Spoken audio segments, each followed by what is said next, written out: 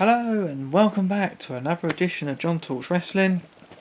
And today we're going to be doing, or I'm going to be doing, and talking about a Night of Champions and doing a review of Night of Champions, which happened last Sunday. Literally just going to run down the matches, what I thought of the matches, and give my own personal review on it. So let's get on with the review. The first matchup took place on the pre-show. Now, for you who didn't see this matchup, for future reference, if you want to watch a pre-show match, you can either obviously wait until the actual pay-per-view and they'll show you like highlights of the match, or you can actually watch it on YouTube. The first matchup took place on the pre-show, which was a tag team turmoil match to decide who will be facing the tag team champions at the actual pay-per-view on the actual card. Now, for me personally, a tag team turmoil matchup, and I've seen these matchups before.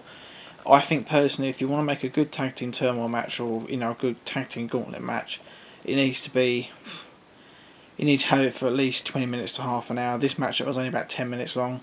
They tried to squeeze it into a half an hour pre-show. Really, the pre-show should have been about an hour long. The match consisted of PTP, all the primetime players, Tons of Funk, the Usos, 3MB, the Real Americans, and I think that was it. Yeah, that was it. Obviously, the matchup ended up, it was the primetime players one, probably the rightful team to win it, to be perfectly honest with you. I think in my preview I said it was either going to be, for me, the primetime players or the Usos are going to win it, but personally, the primetime players were the worthy enough team. That WWE have been working up that team as a top tag team, and obviously, like with the recent announcement from Darren Young, obviously he's got the crowd behind him quite a lot anyway, so it's working for them now. They are a good tag team anyway, and they obviously they won that matchup. But in future WWE, if you're going to do that kind of match on a pre-show, do an hour pre-show, not half an hour one. It's not long enough. That's my personal preference anyway. So obviously other people are going to be probably in disagreement to that, but that's what I thought. So yeah, that wasn't a bad matchup. Like I said, the right team won that. The first matchup on the card was actually an impromptu match. It wasn't actually a scheduled matchup, as far as I know anyway. It might have been scheduled, but not on the official card. So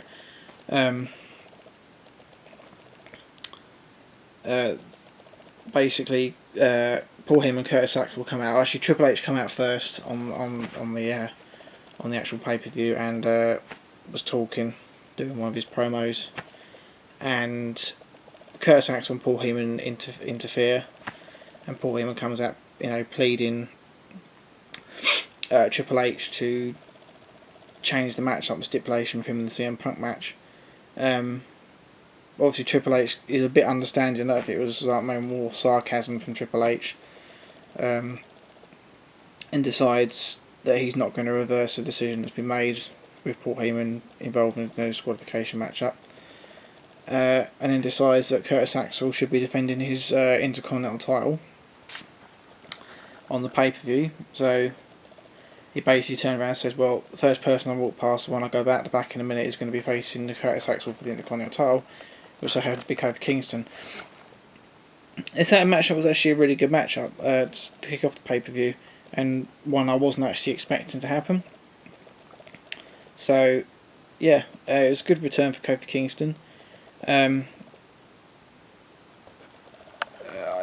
Putting Kofi Kingston back in the Continental title run, that's a better thing for him. I didn't agree with them making Kofi Kingston the US champion a while back. I don't agree he should be US champion. I think personally, if you've got a title that's called the US title, it should be only open for United States contenders. A bit like the European title should be open for people in Europe. Hope that doesn't sound in Prejudice in any way. It's not intended to sound that way. It's just because it's the name of the belt. Anyway, there was a good matchup. Obviously, Curtis Axel come out the victor. He was going to anyway because they'd try and make Curtis Axel look obviously a strong Intercontinental champion. Maybe Kofi Kingston to get a reshot at it, maybe not. We'll see. Yeah, so that was a good match. Next matchup was, I don't know if it was this match. I think it was AJ Lee defending her Divas title against Natalia, Brie Bella, and Naomi. Not particularly fans of Brie Bella and Naomi. Oh, my camera slips. Not particularly fans of Natalia and Brie Bella. Natalia and Brie Bella and Naomi. I said that already. Why did I say that for? Not fans of Brie Bella and Naomi. Right, that's what I wanted to say. Personally, I think I put in my preview that I wanted Natalia to win. I think that she needs to be used better. She didn't win the match up, unfortunately. AJ Lee did, and no, I think Natalia should have won this match, but maybe she will in the future. Good win for AJ Lee. Trying to make her obviously one of the top divas there. Along, should we be doing that with Natalia? They should really. I mean, Brie Bella and Naomi. I mean, Naomi's only really a cheerleader. She's sort of like billed as a build. How do you put it? She actually comes across as a cheerleader, but she's obviously a wrestler as well. But like that's her kind of character at the minute. I think they're trying to take Naomi out of the cheerleader kind of aspect. Brie Bella as at the end of the day, I don't know with Brie Bella. I've never really been a fan of Brie Bella or the Bella twins in general. But I suppose out of most of it, I suppose probably AJ Lee did deserve to win the matchup. But it would have been nice to see Natalia win it because, again, like I said, she's a Hart family member and she needs to be used better. So yeah. Next matchup was Rob Van Dam, who is being accompanied by Ricardo, who is now jumped ship to Rob Van Dam's side. And versus Alberto Del Rio, and it was Alberto Del Rio defending his World Heavyweight Championship against Rob Van Dam. This was a pretty good matchup. Unfortunately, Alberto Del Rio had to kind of spoil the matchup by getting himself intentionally disqualified, which is unfortunate. Rob Van Dam still won a match, but obviously a title doesn't change hands on a disqualification. They sort of seems like they're using Rob Van Dam. They're not going to use him in the sense they're going to make him champion. They're going to use him to help build up Del Rio as a top guy. Like I said in loads of videos before, I'm not an Alberto Del Rio fan of him being a champion anyway. I'm not, I'm not a fan of him being a WWE World Champion. I don't think he suits that. That's just me.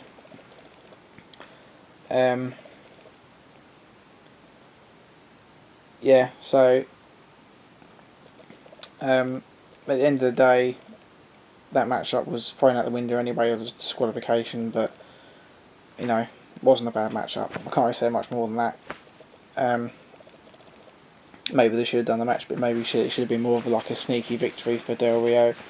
Would have put him across a bit better than the disqualification, but they chose to go with the disqualification, so that's what we're going to go with.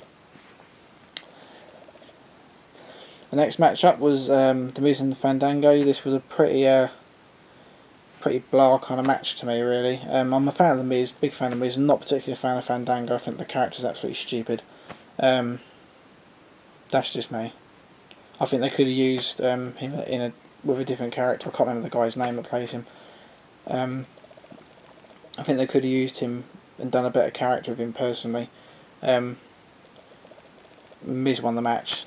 Fair enough. Again, they need to use Miz more. They're using Miz in the wrong way.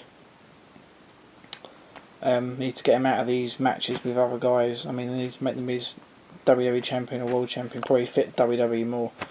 But that was, like I said, a pretty blah matchup. Right, here's the matchup I was actually looking forward to on the whole card. Was the Paul Heyman Curtis Axel facing CM Punk. Much to everyone's surprise, Paul Heyman actually Paul Heyman Curtis Axel won this match. Evidently Paul Heyman pinning CM Punk. This was all due to Ryback and his not nice interference and spearing CM Punk for a table. maybe this is a sign that Ryback is the other new Paul Heyman guy. So there was talk of that a while back that he was interested in maybe signing up a diva or one of the divas into the Paul Heyman frame. Maybe he's changed his mind. Maybe Ryback's there. I don't know. Maybe Ryback's got a personal issue with CM Punk. I can't think what. There was something a while back. I think maybe I don't know. Maybe. It's maybe everywhere. I was rather gutted actually to see Punk lost this match up the way he did. As he got speared and then Paul Heyman was dragged on top of him by Ryback. And he won the match up. Obviously they're trying to keep the storyline going, so having Paul Heyman and Curtis Axel win the match against CM Punk will drag the storyline on to the next event.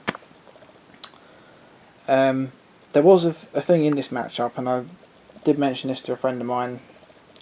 He didn't notice it. But in the matchup, there's a bit where CM Punk dives through the ropes, and for some reason, I can't understand why Curtis Axel even done this. Picks up a chair and aims for CM Punk's head. Now, correct me if I'm wrong, but you're not allowed to do that in WWE anymore, so why did he even do it?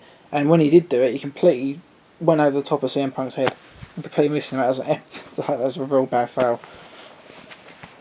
But, like I said, don't understand why he done it, but we will see how this storyline progresses. I'm actually loving this storyline at the moment with Paul Heyman and CM Punk. Brilliant storyline.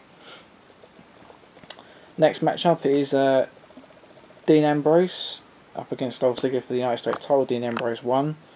Again, trying to keep the Shield a tough team, even though they've kind of sold out to Triple H's corporation. I don't know who I was rooting for really. Kind of both. I like both guys. I suppose in hindsight, maybe the better man won, for the simple fact, like I said, they're trying to make the Shield look tougher in WWE, even though they sold out. We'll see where this one goes. Maybe Dolph Ziggler will get another shot at the US title. Next matchup was the Shield again, facing up against the Primetime Players for the Tag Team Championships. The amount of support that the Primetime Players have since Darren Young's announcement is unbelievable. And unfortunately the Primetime Players didn't win. It would have been really interesting if they had won the matchup. It would have, obviously, in my eyes, maybe made the Shield even stronger, because it would have got really pissed off about it in the storyline. Unfortunately, didn't. The Shield were victorious. The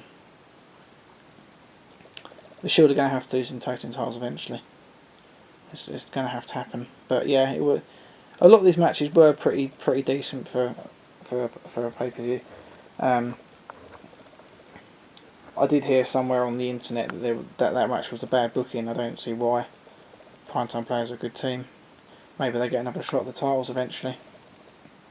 Here's hoping, because I'm actually liking the Primetime Players. Not because Darren Young's announcement. I'm not going to jump on the bandwagon. I've quite liked the team for a while. I thought they were a pretty decent team. And the final matchup of the night was Daniel Bryan and Randy Orton for the WWE Championship. Now, Daniel Bryan did defeat Randy Orton. I can't actually remember how. I think it was a submission. It might have not been. No, it was a pinfall actually, wasn't it? Yes, it was. And correct me if I'm wrong, but did the referee make a really fast count there? Swear to God he did.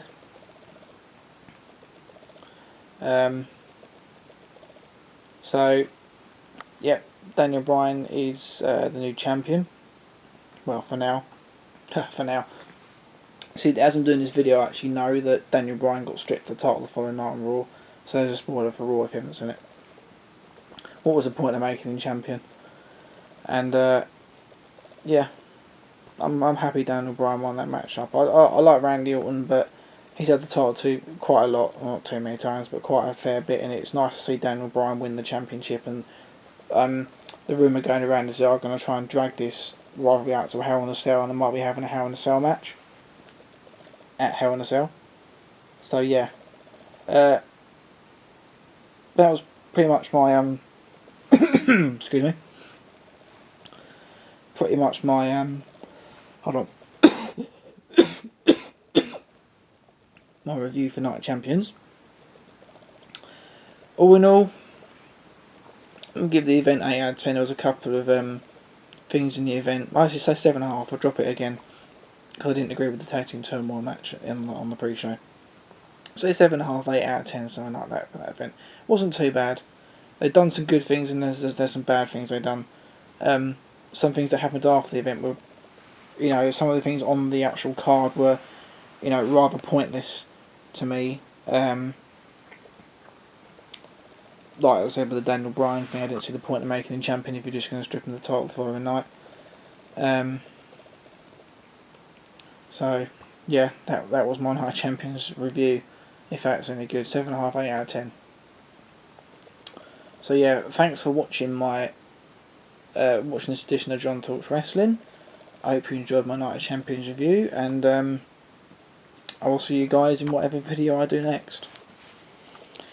Goodbye for now.